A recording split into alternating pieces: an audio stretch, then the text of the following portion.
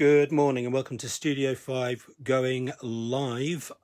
This is day 17, I believe, of the Studio 5 online summer exhibition. Today and over the next couple of days, we're going to be looking at a series of artist books. These are books that I've made from start to finish. We've already had a look at a couple, but what I'd like to do is expand on this theme just for a couple of days.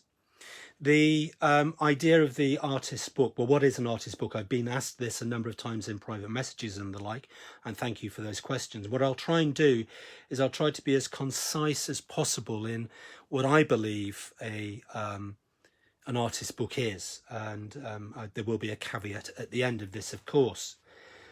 Artist books basically are books that are made, thought of, created by artists. I suppose we have to then define, what is an artist, but let's forget that for the time being. Now, artists, of course, have been involved in the making of books for centuries. Woodcut artists, engravers, illustrators, typo designers, etc., etc., etc. But this is more about the artist having the hands-on, doing the process, as it were, the creation from start to finish. You can either work singularly, as I do, or in a group or collectives, and many artist books are sort of self-published, and nowadays with the sort of home setups that one can quite not easily afford, but that are available, quite remarkable works can be produced. They work, or of course with small private presses. They tend to be in limited or small editions, or as I tend to work in just making the singular book. Now, the artist book can come in a number of different guises and different genres, and there are many different layers and grey areas to book arts. One can work with the text block and the book in a traditional format, and of course that depends on your cultural background. And also there's the historical forms of books and, of course, cultural variations, which, of course, all can be explored. And then, of course, there are book objets. And I suppose book objet is something that if we were to think back a few days ago to either the diptychs that we had a look at or Kintsugi 2, those I would sort of refer to as book objet. They are books, but they've been sort of changed or manipulated in some way, again, by an artist or a creative person, perhaps. The artist book is by and large thought of as a 20th and 21st century phenomenon, and has been used by many, and still continues to be used by many artists and movements that have used the book as this vehicle. And a vehicle it is, because it's a very understandable, very common vehicle for us to get involved with and to a degree being able to produce.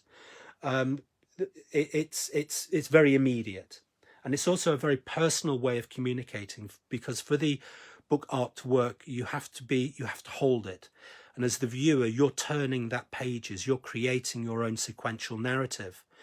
You can opt to miss a page out, or you follow the sequential narrative or non-sequential narrative that the artist or artists have produced. But groups that have used it have been the constructivists, modernists, postmodernists, remodernists, conceptualists, outsider artists, futurists, installation artists, to name a few. It goes on and on and on, and of course the individual working. It's a vehicle, it can be a singular voice to make a comment, to observe, whether it be whimsical, political, or whatever. There are so many variations, but basically it's the symbiotic relationship between making, creating, and viewing. And that's what I think it basically is. It's quite it's a huge subject, and it's a huge area. And for those of us who are interested in book arts, a very good starting place would be the National Art Library, which is based at the Victoria and Albert Museum. And I will leave sort of a link thing in this post. Oh yes, my caveat.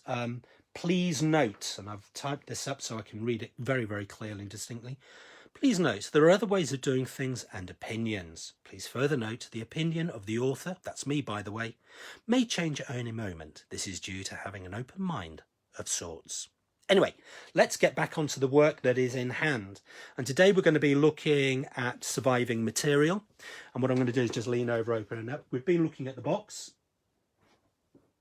So perhaps what I'll do is just pan out on the box a little bit so we get an idea of it. Look at that, isn't that fun?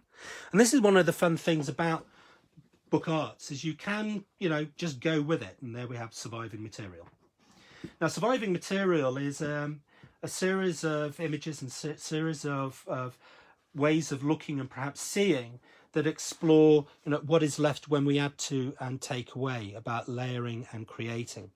Now, for those of us of a technical bent, I know there are some people there who are bent technically, what I'm going to do is I'm just going to very quickly run through the specs, as it were. Now, it stands 26.7 centimetres by 19.2 centimetres by 1 centimetre, obviously when closed. It's a variation on a flat back case binding. There are one or two modifications involved in the attachment of the text block to the binding, and the case binding we refer to as obviously is the outside, which is obviously what we're looking at here.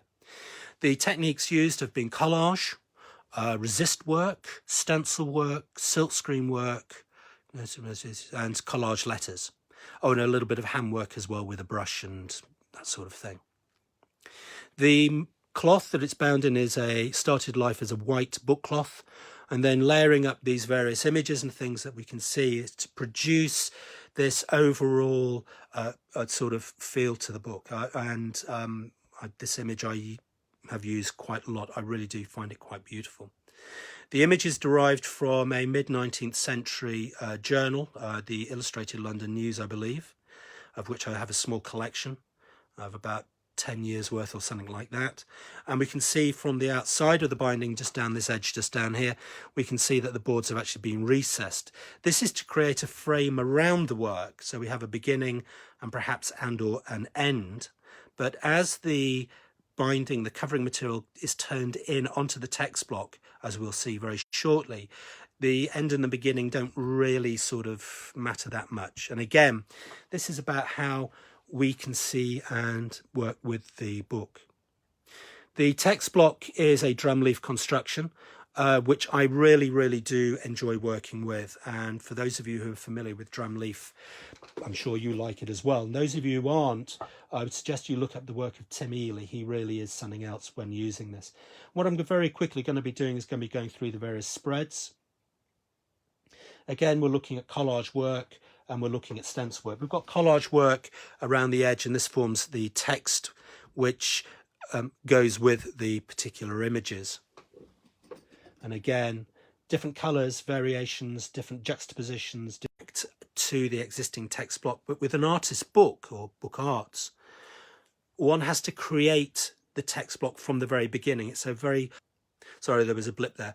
It's a very holistic way of working, and it really can be very challenging, but also extraordinarily satisfying.